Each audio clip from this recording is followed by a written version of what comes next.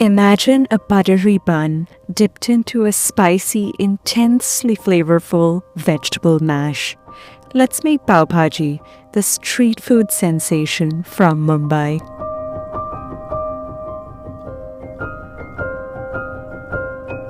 I'm making my own spice mix, and I highly recommend you do the same.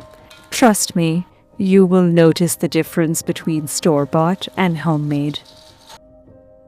The key to making your own spice powder is dry roasting the spices to bring out their flavor.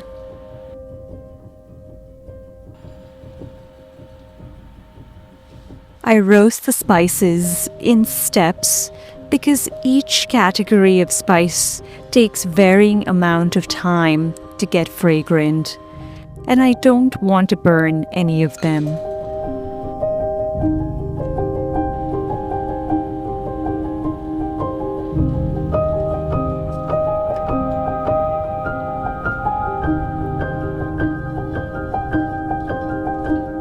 Now all we need to do is grind them.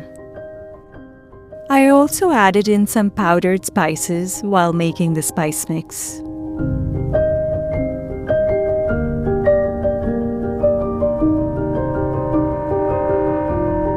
Let's make the Pav Bhaji now.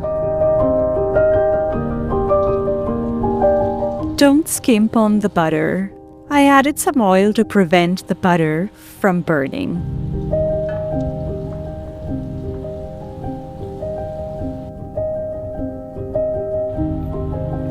The Pav Bhaji is cooked at medium-high heat on the streets, and that's what we're trying to replicate here.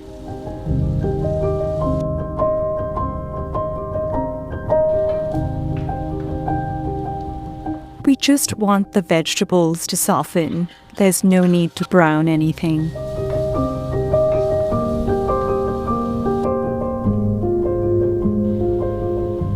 I'm using Kashmiri red chili powder, which adds a vibrant red color to the dish.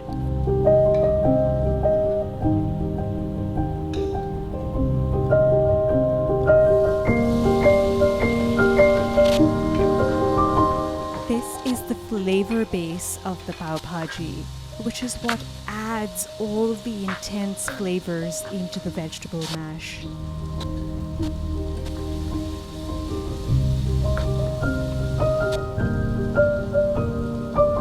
Be generous with the spice mix. This is the only spice powder going into the dish.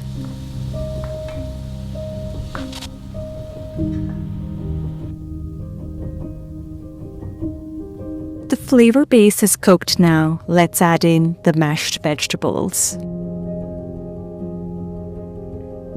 I boiled these vegetables before, and I'm going to lightly mash them before I add them into this delicious flavor base.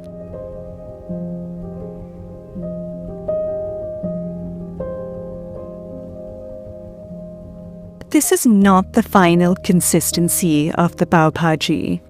You want this bhaji to be thin enough so you can dip the buttery bread into it.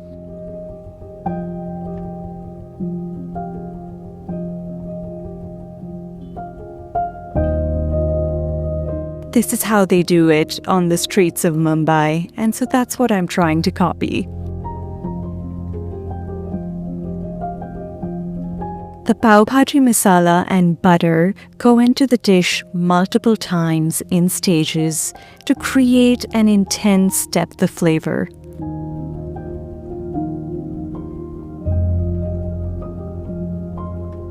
There are a lot of vegetables and butter in here, so be generous with the salt.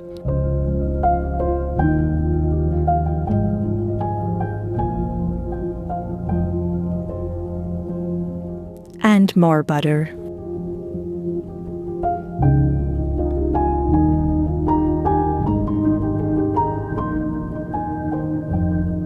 This is not traditional at all, but I love brioche, so I made some from my favorite pastry chef, Johnny Uzzini's cookbook.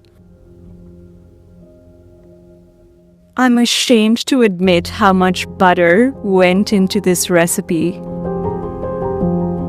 And yet, we're going to add more butter and toast it.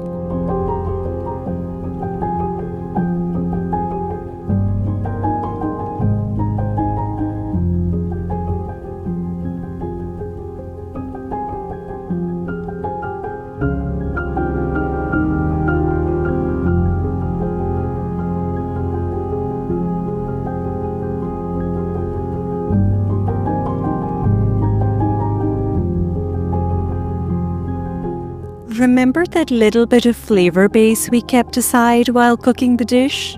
It acts as a perfect condiment to this pav bhaji. The lime and the raw onions add a touch of freshness.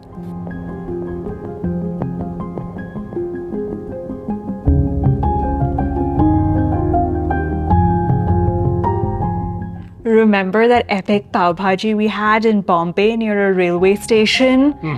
The team was all women and they were so efficient. The pav bhaji was incredibly delicious.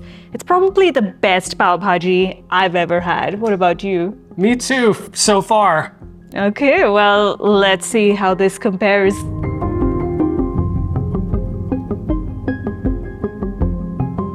I'm gonna resort to the spoon.